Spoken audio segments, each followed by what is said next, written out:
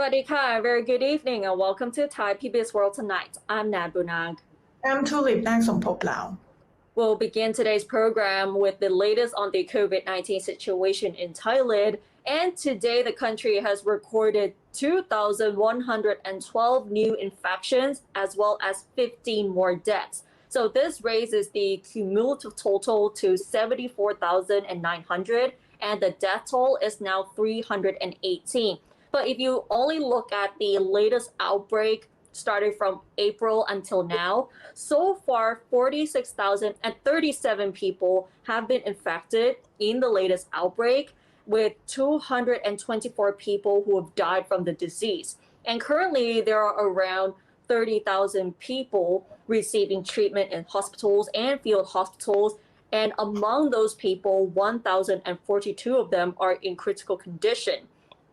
Bangkok found the highest number of infections today with 789 new cases, followed by Nonthaburi, Samut Prakan, Chonburi, and Surat Thani. And these are the 10 provinces with the highest number of new COVID-19 infections today. So you can see that Bangkok is at the top of the list, followed by the nearby provinces, as well as provinces like Chiang Mai, Songkhla as well. Meanwhile, the CCSA assistant spokesperson, Dr. Apisamai Sirangsan, told the media today that the Brazilian COVID-19 variant has been detected among some arrivals from abroad who are currently in state quarantine. However, she did not offer any details about the variant, whether it is the highly contagious P1 variant, which is 3 times more deadly for those aged 18 to 45 or not. So according to the CCSA, the Brazilian variant detection has been found only in overseas arrivals and not in communities yet. The infections of the new variant have been contained and the patients have been properly treated. Meanwhile, onto the issue of the Prom application, Dr. Apisamai announced today that around 1 million people have already registered for the COVID-19 vaccination through the Prom application and its official line account since last Saturday.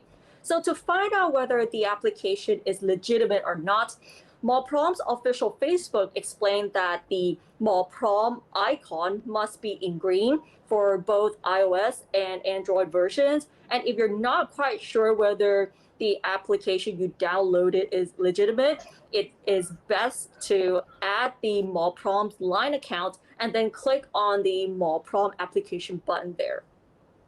I have to say though, the line account, it's all in artificial intelligence. They're not going to reply you they will reply you if you say something strange. They will say they cannot detect or understand what you say. Right. Because it's AI. And you just have to click whatever you think closest to your question.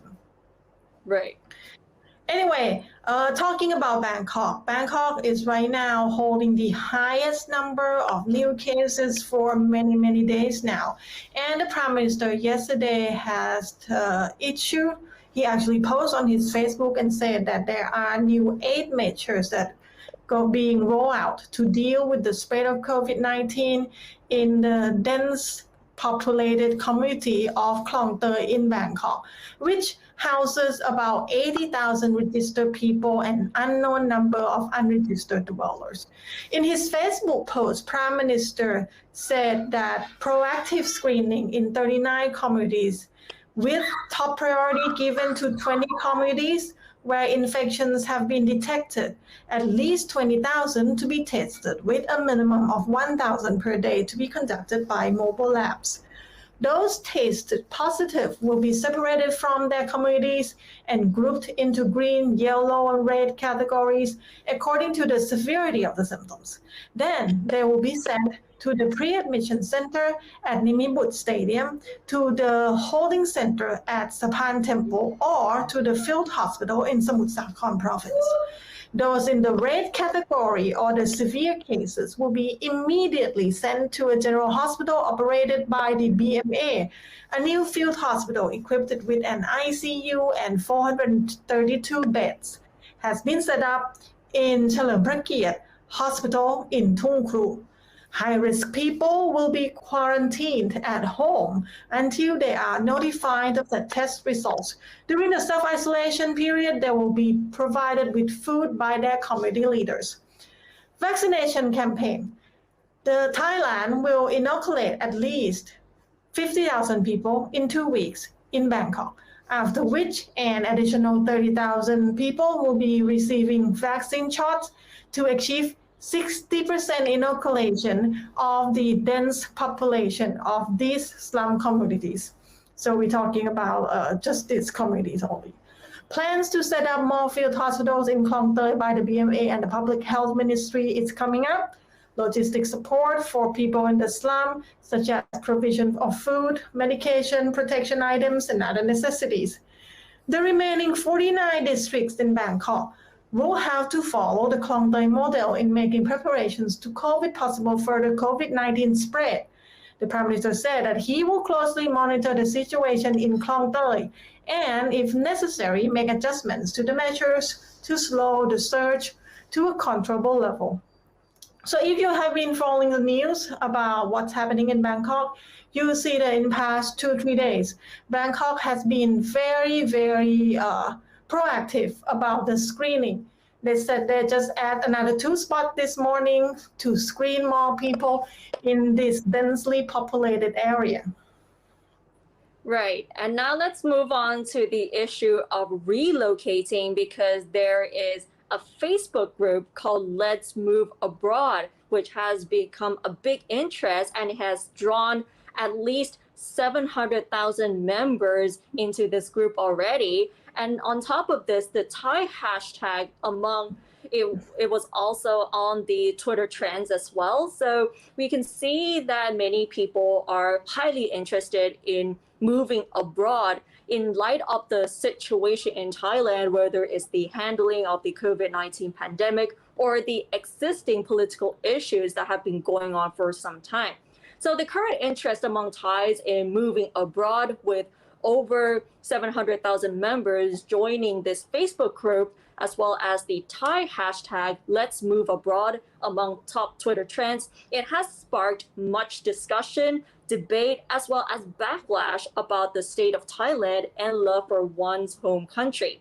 With countless posts asking for and sharing tips on life overseas on this group, those expressing interest in moving out have been branded as country haters by the government and its supporters, with their motives being questioned. Democrat Party spokesperson Ramed Ratanachaweng said today that the trend is an attempt to discredit the government, which is doing its best to solve the country's problems. He said that some may be delighted with this trend, but he said, "I don't think anyone wants to move out, except those who are evading court cases, as life abroad can be difficult." On the other side of it, Associate Professor Dr. Phuongthong Pawakarapan of Chulalongkorn University posted on her Facebook page. She said that she had a lot of sympathy for the new generation who wish to move out. She said that since the coup d'etat back in 2006, she advised her child to move out if they can and do not worry about their parents. Some Bangkok-based embassies, however, have taken the opportunity to promote moving into their countries, with Sweden making its first move. So based on the Facebook post by the Swedish embassy in Bangkok, it actually says, "Are you dreaming of moving abroad? Let us give you reasons why Sweden may be a good destination." So the quick move has earned the post over 62,000 reactions, as well as almost 10,000 comments to date. And the trend comes amid the COVID-19 pandemic, where Thailand has been seeing the third wave, and they're seeing more and more cases coming along, as well as the slow rollout of the vaccination program, as well as the restrictive measures that are coming. And besides the COVID-19 situation, we mentioned before that there are still a lot of political tensions as well as economic issues that are going on. So that has prompted so many people to think about whether they should move to a different country or not. Yes, and talking about this Facebook page, of course, the government unit that involved with digital economy, being the Ministry of Digital Economy and Society, is going to do something about it because it's not going to fall off the trend. So ministry said that it will set up a committee to oversee this Facebook group. The Facebook group that it was called Move Overseas, Let's Move Overseas, but now it's changed the name to be something else, a little bit different. So after receiving complaints, the ministry said that some users are posting material that offends the monarchy and could incite conflict. The DES Minister, Chaywut Kamananusorn, said that the members posting helpful information related to studying and finding jobs abroad is a good thing. But members are advised to do their own research. Chaywat also warned group members to refrain from posting information about entering the country illegally and overstaying when the visa is expired. He also expressed concern that there might be people trying to take advantage of other members. So far, this Facebook group, like Nat said before, has attracted more than 700,000 members who share and seek information about studying, working, and getting citizenship or residency abroad. The countries of highest interest are the United States, Canada, United Kingdom, Germany, Austria, Norway, Sweden, Iceland, Russia, Australia, New Zealand, Japan, and Malaysia. So I guess Sweden is the embassy that posts the Facebook post about. Yes, so it's on the trend too. The countries of highest interest are the United States, Canada, United Kingdom, Germany, Austria, Norway, Sweden, Iceland, Russia, Australia, New Zealand, Japan, and Malaysia. So yeah, I'm surprised Malaysia is on the list too. It's kind of close to Thailand. I thought people would want to move kind of further away. So we can see that many people are highly interested in relocating to a different country based on the reflection from other people are quite upset with what they had to go through, whether it's the government dealing with the pandemic or other issues that have been building up for so many years. But on the other side of it, although we're dealing with a lot of problems in Thailand, if you move to a different country, we might see other problems coming up that we may not even realize when we're doing research about relocating with the visas and all these things. But to be fair, though, every country in the world, this is the first time for them that have to face this kind of situation. So it depends on how well the government can manage the crisis. If you ask American people before Biden took office, most of them will not be happy. But right now with Biden, they'll roll out the inoculation campaign very quickly. So a lot of people feel much better with the way the government handle everything. So it's different from country to country. And most people are upset about their governments in any other countries too. And I think for a lot of people, the idea of moving out is an idea to entertain, but for them to actually moving out, it might be another story. Definitely. And now let's move on to another issue. During the COVID-19 pandemic, we are all forced to stay at home and work from home. But what about those who are homeless and have to live on the streets? Let's find out in this report.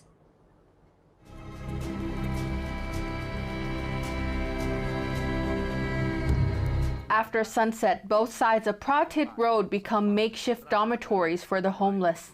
Small spaces in front of all the buildings are used as places to bed down, accompanied by luggage ready to be on the move at any time. A survey by the Israshon Foundation shows that over 4,400 people are living on the streets of Bangkok, a number which doubled after the COVID outbreak.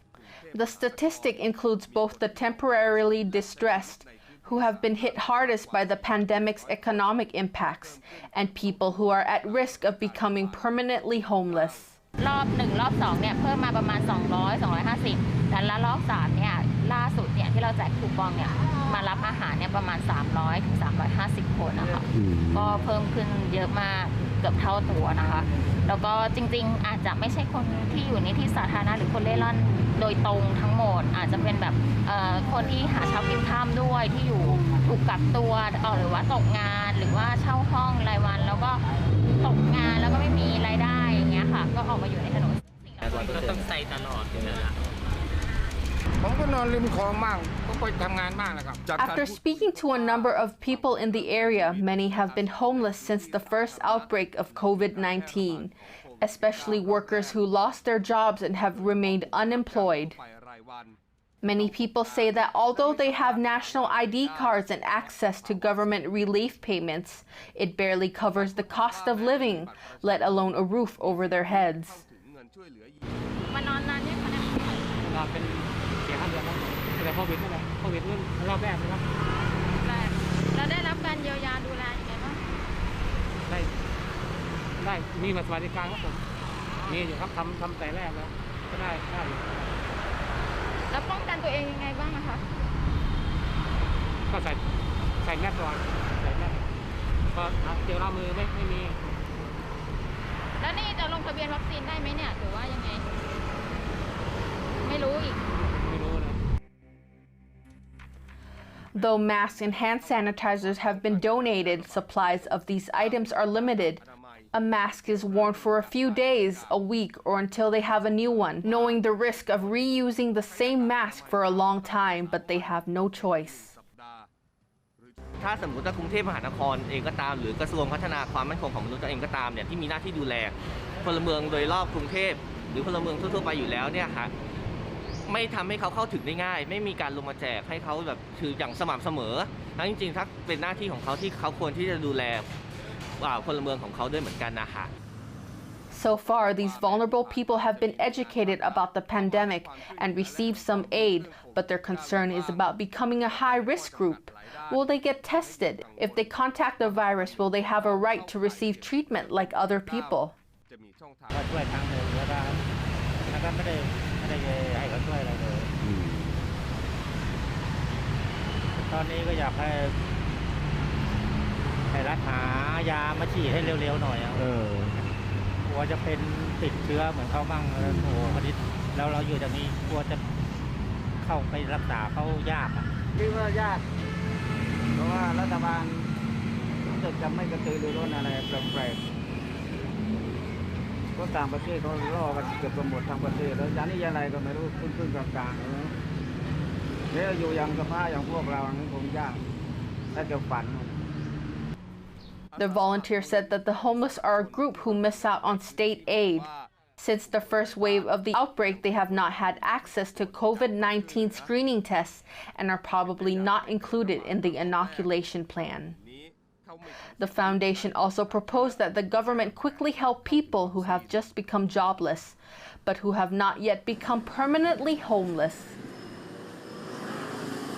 เราพยายามเสนอให้รัฐเนี่ยในการที่แบบช้อนคนที่ยังไม่ใช่เล่ร่อนถาวรคนที่เพิ่งตกงานเนี่ยเข้ามาในระบบก่อนไม่ว่าจากการจัดหางานของกรมแรงงานแต่ไม่ใช่ว่าเราให้เคส walk in ไปหาคุณน่ะแต่คุณต้องอาจจะประชุมหน่วยงานภาคเอกชน NGO เพื่อหารือแนวทางในการให้เข้าถึงสิทธิ์ในการสมัครงานหรือเข้าสิทธิ์ในการต่างๆได้The Isarat Chon Foundation also admits that the lifestyle of the homeless is also another factor which makes it difficult for them to get access to help.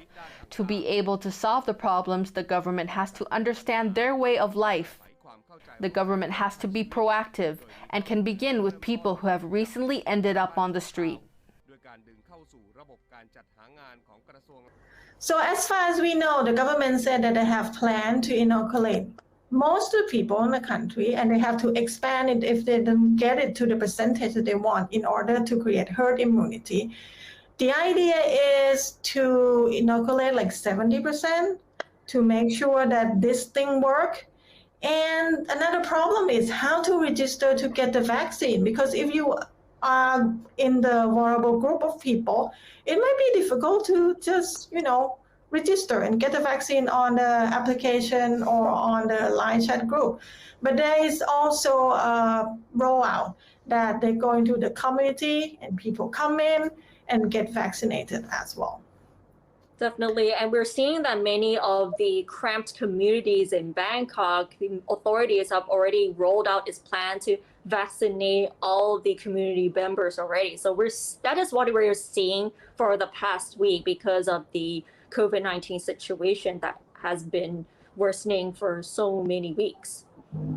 Now let's move on to a different kind of topics. Today, the Thai Constitutional Court rules that Thamarat Phongpao, the Deputy Agriculture Minister, does not have to vacate his position as minister and as member of Parliament of Palang Pracharat Party. As his drug trafficking conviction in Australia in the 1990s, the court said, does not violate Thai laws to run for office. The Constitutional Court spent about 20 minutes reading its ruling, which accepted the fact that Thamarat was convicted to imprisonment by the New South Wales District Court, but rejected its legal binding on the ground that it is not the decision of the Thai court. Hence, the court ruled that Thamarat did not have any shortcomings which may disqualify him from holding a ministerial or parliamentary post as mandated in the Thai constitution. The controversial minister, who is also a member of the ruling Palang Pracharat Party, was reported by the Australian media that he spent 4 years in Sydney jail after the court convicted him of conspiracy to import a commercial quantity of heroin with the street value of $4.1 million during the 90s, when he was then a young army officer under the name of Manat Boprom. Thamarat was not present during the court's hearing, but assigned an aide to represent him. So earlier he said that he will respect the court's ruling, whatever the outcome is. If stripped of his ministerial and parliamentary status, he said he would go back to pursue his business. But if not, he will carry on to perform his duty as a minister the best that he could. But yeah, he is not. He doesn't have to vacate his post. Right. And there's another story somehow related to politics. A couple of weeks ago, we've reported an academic who has been involved with pro-democracy activities. He's an American, but all of a sudden, his visa got revoked. But recently, David Streckfus, the American academic who has been involved in such activities and has written articles about the kingdom's lese majesty law, was granted a work visa on Monday. The visa issuance was announced amid growing concerns that he would be another victim of the crackdown on the pro-democracy movement. Streckfus has lived and worked in Khon Kaen province of Thailand for more than 30 years. However, back in March, his academic visa was abruptly revoked after Khon Kaen University decided to terminate his contract. His wife, Thairat Pahonthap, claimed that Thai authorities has pressured the university to do so, reasoning that his work in Thailand was too political, a claim both the immigration police and the university have denied. The immigration authority said that Streckfus has already been granted a visa and he can stay in Thailand for 1 more year from April the 1st. In all his years in Thailand, he said his work has been involved in politics. He has written articles about the lese majesty law and has worked with communities in the Northeast as part of his academic work, defending their rights. He said that this could be a reason why he's been targeted. But however, as he has been granted a work visa, he actually said that he is very happy that the application process worked out and he can finally continue to stay in Thailand. Okay, so if we have any more updates about David Streckfus, we will let you know for sure. But today we're going to end our show with some beautiful video clip from Chang Island in Trat province. Maybe because there's not many tourists there for a really long time, so the marine life under the water was so rich right now, and they look pretty happy in the video clip though. A Facebook post by the administrator of Koh Chang tourism page showed a beautiful video of marine life and diving near Koh Chang, signaling that the island ecology have been revived and thriving. The underwater footage showed numerous colorful fish swimming in clear water. And the person that shot this video, Hatchakon Santhon Prasert, said that he would like to share such abundant nature online when he went diving. He said that this time of the year usually a high tourism season for Chang Island, especially those diving to see the corals. But this year with the pandemic, there have been fewer tourists, which allows nature to recover and thrive. So that's, I guess, one positive thing that happened with the COVID-19. Definitely, because we're seeing that many tourist attractions, whether it's Chang Island or other islands around Thailand, the atmosphere, the environment has been recovering because there are not many tourists coming at this time. And that's all the news we have for you in this edition of Thai PBS World Tonight. You can check our website for more news, in-depth analysis, explainer, or anything that happened in Thailand. www.thaipbsworld.com. And we have YouTube, Facebook, Twitter, Instagram, and TikTok as well. And that wraps up tonight's edition of Thai PBS World Tonight. Thanks for watching, and we'll see you tomorrow. สวัสดีค่ะ สวัสดีค่ะ